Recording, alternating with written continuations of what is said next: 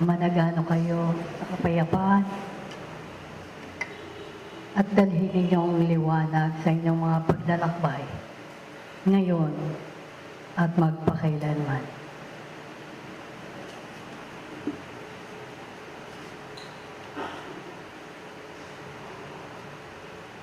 Muli ay nakararanas kayo ng mabibigat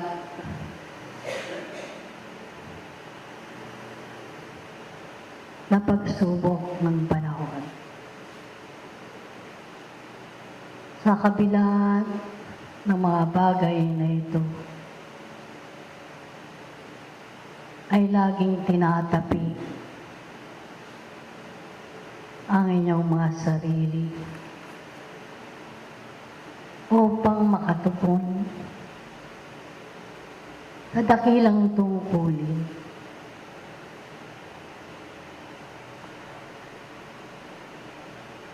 makapagpatalsik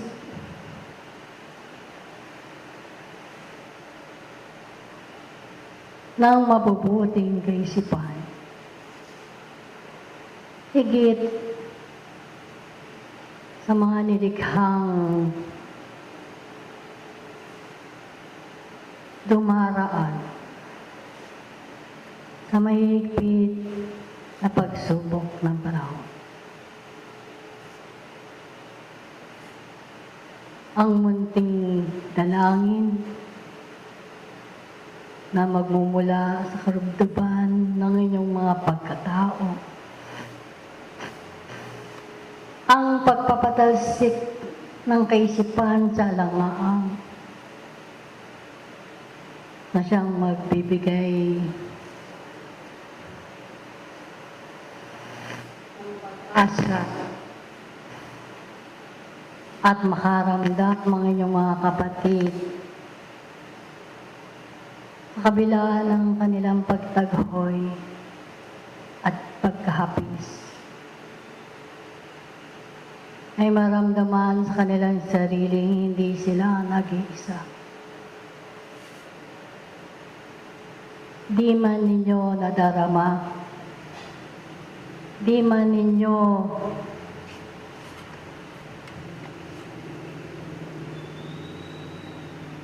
nararamdaman ang higpit na pagsubok na ito, ay alam kong unti-unti ay ibinibigay ninyo ang lakas ng inyong kaisipan upang makatulong sa inyong sanglibutan. Kaya nga, lagi kayong makipag-ugnayan. Kayo sa kabila ng inyong mga nararamdamang kirot ng laman. Nalalaman ninyong sa kabila ng lahat ng ito, ay hindi kayo pinabayaan sa inyong sarili.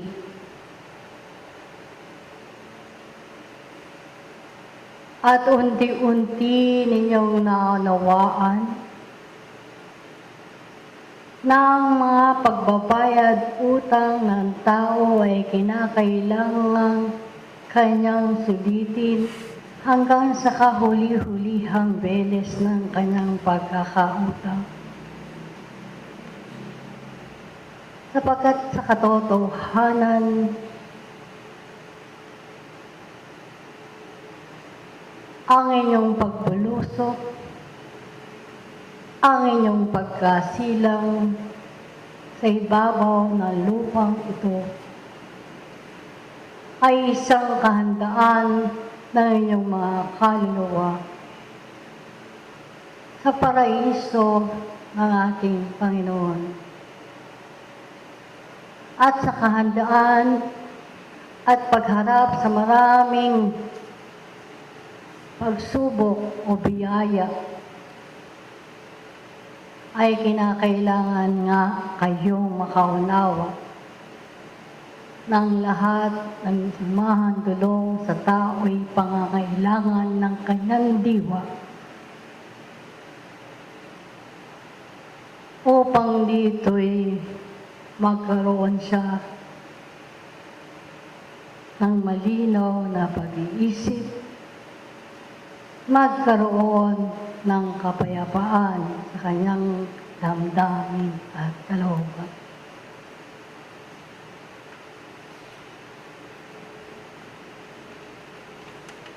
Mga iniibig sa paghahari ng kalikasan sa mga panahong ito. Marami ang nangatatakot at nangangamba.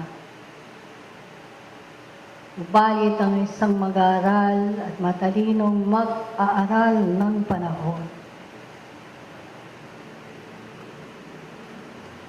Ang hamon na ito ay kanyang paghahandaan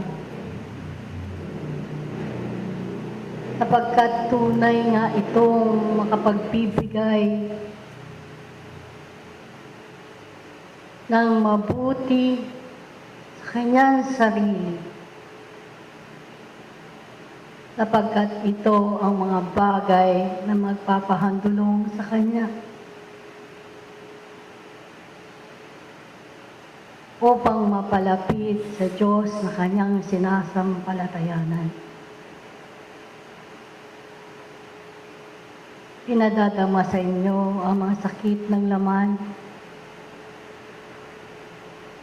na sa katotohanan ay kayo rin ang pangunahing tauhang nagbigay sa inyong sarili sa paglagda ng inyong mga gawa, mabuti man o hindi man. Sapagkat katotohanan lamang nagbabalik ang lahat ng ito sa kanyang sarili, maging sa kanyang kaisipan. Ano man ang kanyang pinatasik, ano man ang kanyang naiisip, ay sadyang magbabalik at magbabalik sa kanya. Kung kaya nga't kayo'y inuuntag ng panahon, inatapik sa inyong mga balikat, upang kayo'y magasin sa isang katotohanang kinakailangan ninyong magpatuloy. Sapagkat katotohanang maburol ang inyong dinaraanan. Sa isang pagkakamali na ang inyong paghakbang ay maaari kayong mahulog sa bangin ng kamangmangan. Kaya nga't magpakatalino kayo.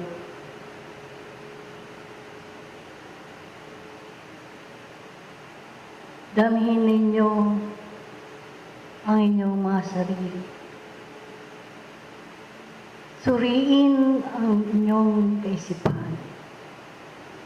Padalisayin ng inyong mga tibukin. Payapain ang inyong mga kalooban. Sapagkat hindi ninyo madarama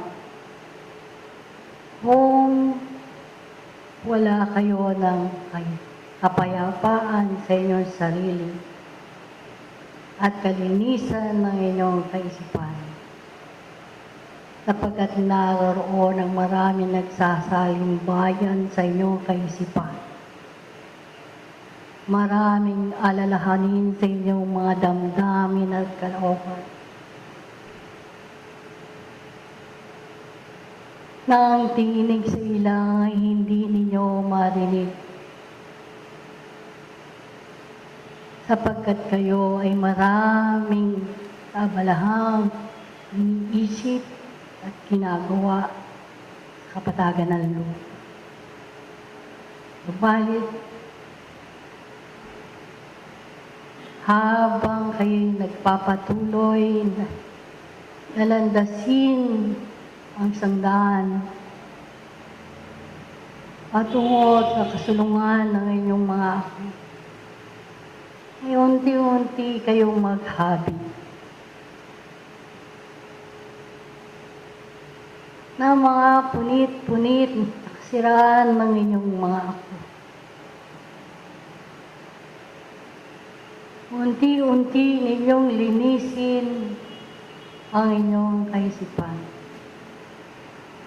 upang dito'y dumaloy ang mga lakas sa inyong sarili at maramdaman ninyo sa mga sandaling ito'y mayroon ng kaginhawang ibinibigay sa inyo upang kayo'y makapagpatuloy sa maghapon na inyong paggawa.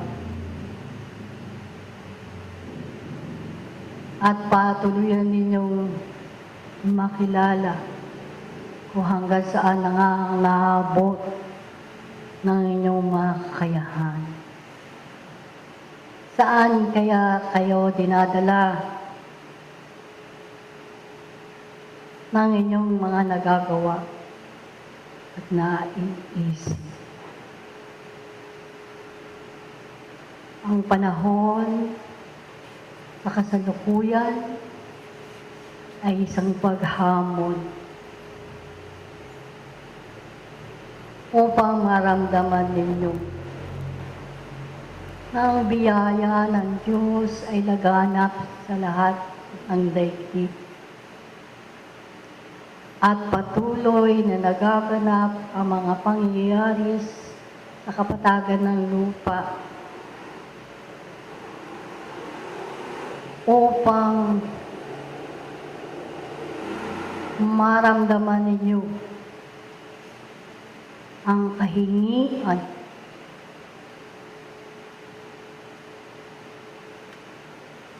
sa inyong mga sarili. Laganap ang pagputi ng buhay. Laganap ang maraming karahasan sa inyong daigdigan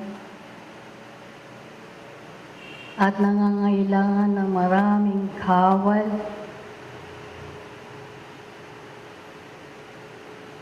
na siyang magpapatalsik ng mabuti at makapaglingkod sa kanyang kapwa. Marami ang mga pagkakataong ibinibigay sa inyo.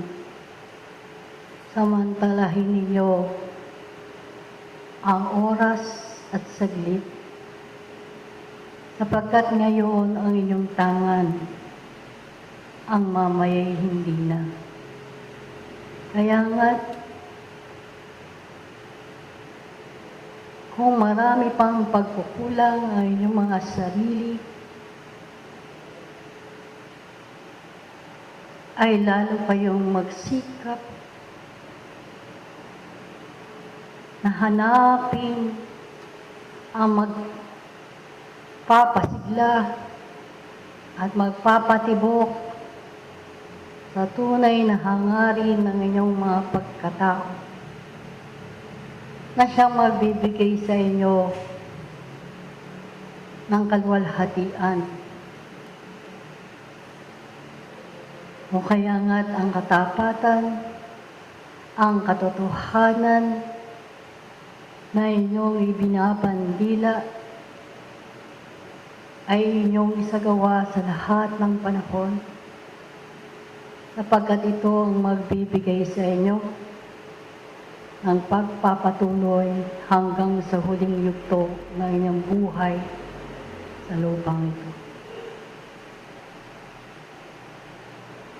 Kayo ang mga munting kasangkapan sa kapatagan ng lupa.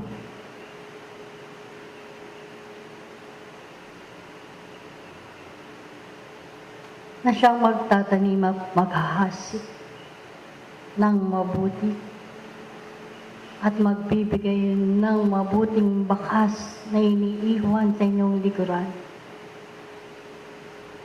upang panundan pa ng maraming kaluluwang tumurong pa sa kadiliman at maipatalsik ninyo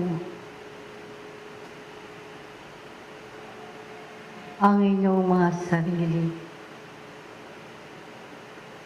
upang kayo maging tunay na liwanag, nagbibigay ng mabuting manglalakbay panahon.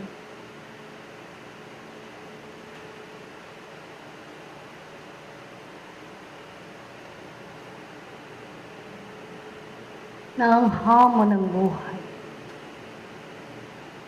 ay hinaharap sapagkat alam ninyo, ito ang magpapalakas sa inyong mga ako at magpapakilala ng inyong pananampalataya sa dakilang. Muli tayo magpapatuloy at naway sa mga ganitong pagkakataon ay manatili ang katahimikan sa loob at labas ng lunduyan at kayong dumudulog ay higit na pakikipag-ugnayan sa kaitaasan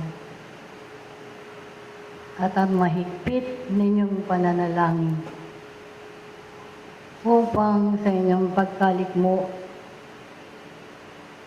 ay binibigay sa inyo ang inyong pangangailangan. Magpapatuloy tayo sa ibaba.